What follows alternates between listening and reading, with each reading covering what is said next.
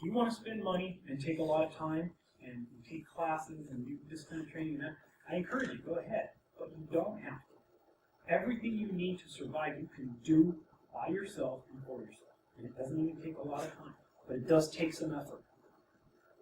You have to get this thing. You have to get a survival mindset. And it's so simple. It's 3 things. And actually, those are all done. You dovetail.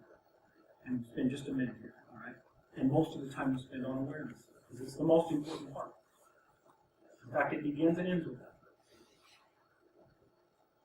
When you're thinking about your environment and where you're at, if you think in terms of being paranoid and all of that, then we have to stop that right now, because none of us are saying that. Let's think of it this way. The things I'm about to say about survival mindset and situational awareness, they don't have to apply to active shooting. They can apply to most any part of your life, just like Google does. It's not just centric to a violent act, all right? It's just a part of how we behave. I resonated with what you said because I was on Metro a couple of weeks ago. She man walks up, stands at the door, and Phil exit. I'm watching her.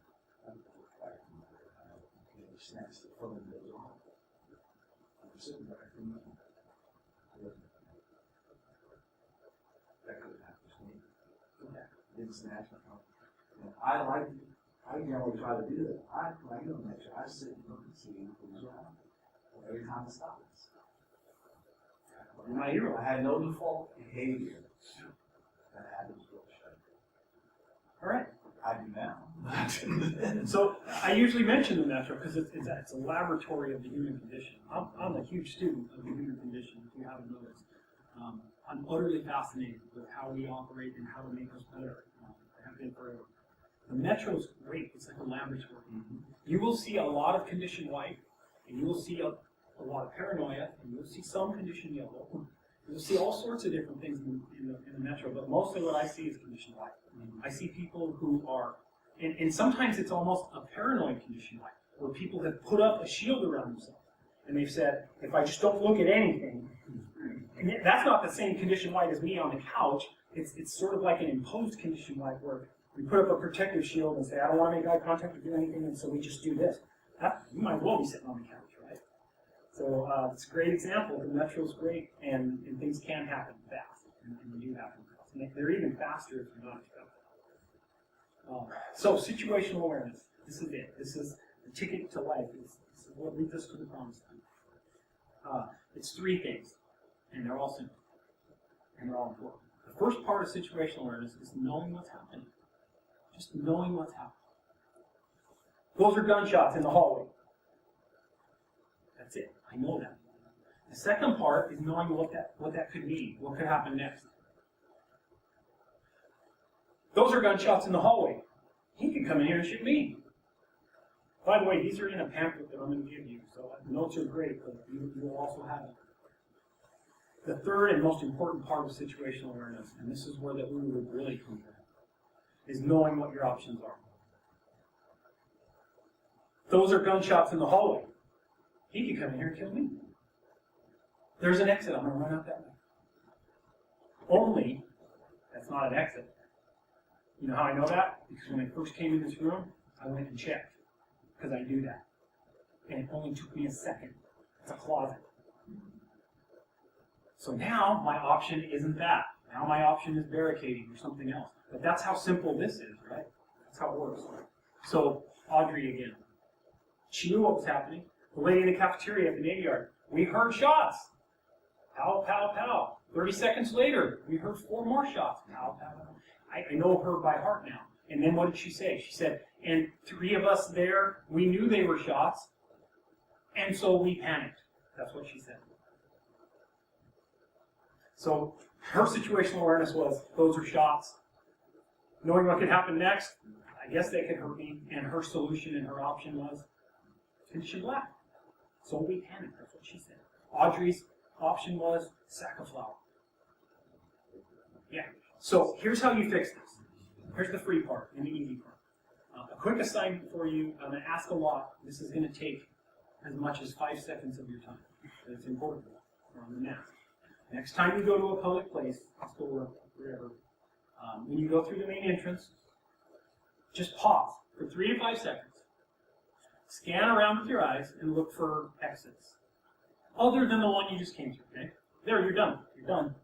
You just really made your OODA loop happy, and you just took care of part of number 3. Because now, when you're in Safeway, on aisle 12, looking at canned ravioli, and some maniac starts killing people over here, and all the people in that store do what that airport scene, they all go for, because they're sheep, and they are going for the only exit that their OODA loop knows about.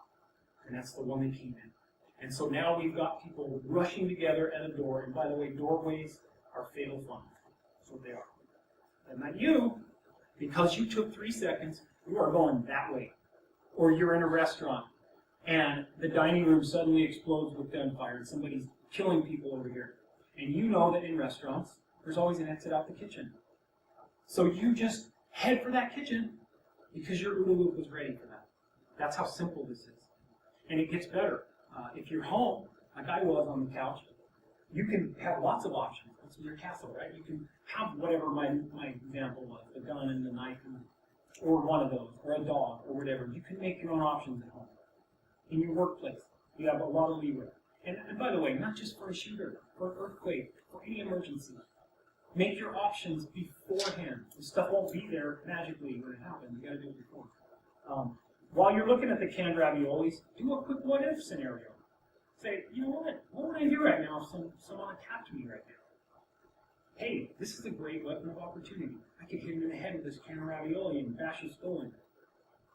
You just put something in that database that if something even close to that happens, it'll have something to grab onto besides going to that meat brain. That's how it works. So what ifs and all of that are huge. Your intuition, you gotta trust it. Because it's almost always right. If I hear shots, I'm not gonna ask you to validate. Do you think those are shots? No. If you think they're shots, they're shots. Behave accordingly.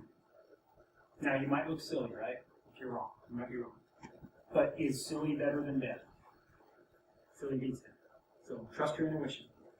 And then preparation, I already said this, the what ifs. So the thing about our great machine here, and back to more of what you had asked about, is it's built on, we're very visual, some of us are auditory, some of us are tactile, we learn different ways, but one thing's for sure, experiential is what our machine is.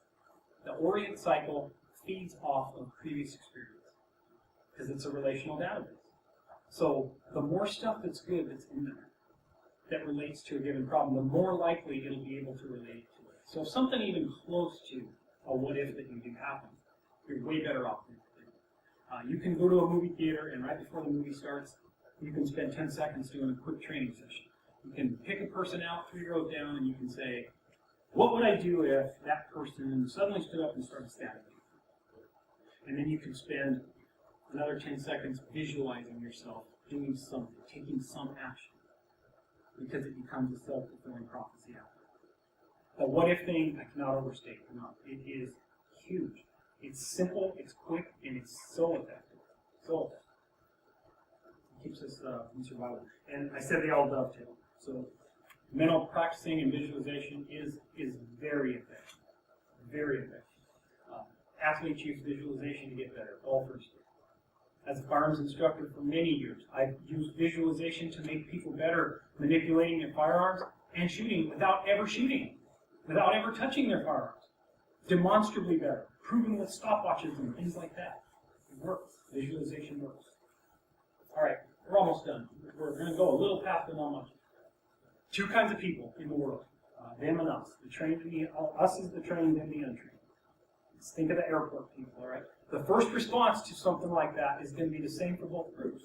We're both going to be startled and scared. I mean, for goodness sakes, there's someone shooting people. But it starts changing after that, just like we saw in the video and heard. Over here on the right, you see the people you saw in audio. And on the left, you see us, and you see the people in the conference room at the airport. We're still scared, because if we're not scared, we're insane. Someone's trying to kill us, but that fear is just a motivator. And we're taking care of business.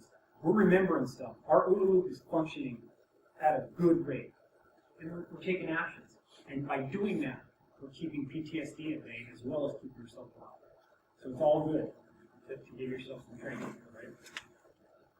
Now, our response, yours and mine, is critical, because I told you the cops are coming, the law is coming, the good guys are coming, the cavalry's coming, but they're not coming in time. So we gotta stay calm. We gotta stay calm. Easy for me to say, right? Once again, the magical, amazing word, the power of self-prophecy.